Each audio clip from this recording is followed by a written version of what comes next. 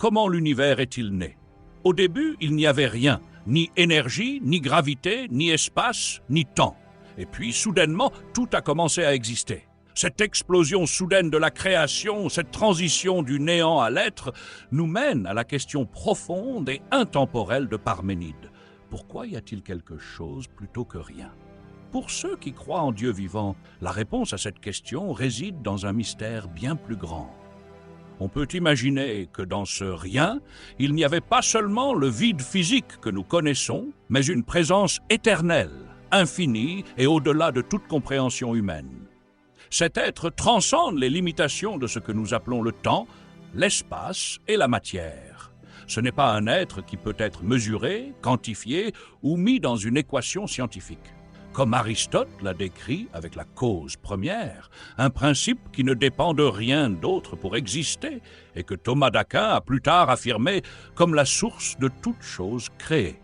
Cette cause première ne peut être expliquée ou étudiée par des méthodes scientifiques, car, si elle le pouvait, elle serait trop petite pour être analysée. Il n'existe aucun laboratoire dans lequel nous puissions étudier l'origine de tout cela avec des instruments scientifiques. Comment tester la période avant le Big Bang, quand il n'y avait ni temps ni matière? Comment étudier une époque où le concept même de l'existence n'avait pas encore de sens? Ces questions échappent à la portée de la science, car la méthode scientifique ne peut explorer que ce qui se révèle dans les dimensions que nous connaissons. Ainsi, Dieu est au-delà de tout ce que l'homme peut voir ou mesurer.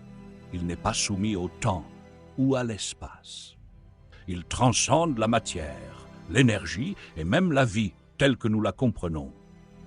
S'il existe quelque chose qui rend l'univers possible, c'est cette présence divine qui soutient tout, qui a créé tout et qui est derrière chaque phénomène que nous observons. L'existence de l'univers, avec toute sa complexité et son harmonie, révèle le besoin d'un être éternel, un être vivant qui n'est pas partie de l'univers, mais qui l'a originé et le maintient en équilibre. L'univers n'est pas le produit du hasard. C'est une création intentionnelle, avec un ordre si précis qu'il devient impossible de ne pas voir la main d'un créateur derrière tout cela. Tant ceux qui croient en Dieu comme cause première que ceux qui défendent la théorie du rien font, en quelque sorte, des déclarations de foi. Bien que l'idée d'un univers sans créateur puisse être séduisante pour certains, elle n'est pas plus testable que la croyance en un Dieu vivant. Aucune de ces affirmations ne peut être prouvée ou vérifiée par la méthode scientifique. Les deux sont en réalité des constructions philosophiques qui tentent d'expliquer l'inexplicable. Cependant, pour le croyant, la foi n'est pas quelque chose de lointain ou d'abstrait. Elle est personnelle et vécue. Dieu n'est pas seulement au-delà de nous, il est un Dieu présent. Sa présence se fait sentir dans l'univers, dans les merveilles de la création et, plus profondément, dans l'expérience quotidienne de ceux qui croient. La foi en un Dieu vivant ne repose pas sur une conclusion théorique ou une proposition philosophique, mais sur l'expérience d'une relation intime avec le Créateur. La beauté de la nature, la complexité du cosmos et même les mystères de la vie humaine pointent vers son existence, se révélant sous des formes que la raison humaine ne peut souvent pas comprendre pleinement.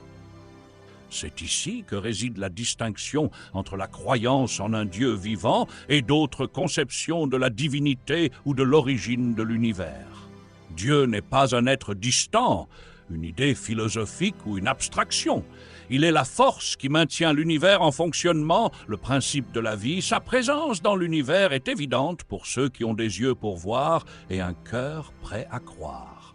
Lorsque quelqu'un affirme « il n'y a pas de Dieu », il fait une déclaration qui, bien qu'elle semble rationnelle à première vue, est aussi une déclaration de foi. Cette affirmation ne peut être testée ou vérifiée scientifiquement, tout comme la foi en Dieu ne peut être capturée par une formule scientifique.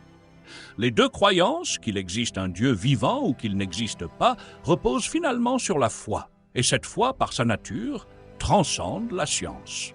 La vraie question donc n'est pas de savoir si nous pouvons prouver scientifiquement l'existence de Dieu, mais si nous sommes prêts à percevoir sa présence dans nos vies et dans le monde qui nous entoure. L'univers, avec son ordre et sa beauté, est la signature d'un créateur qui est plus qu'une explication philosophique ou scientifique. Il est vivant, il est présent, et il est la raison de tout ce qui existe.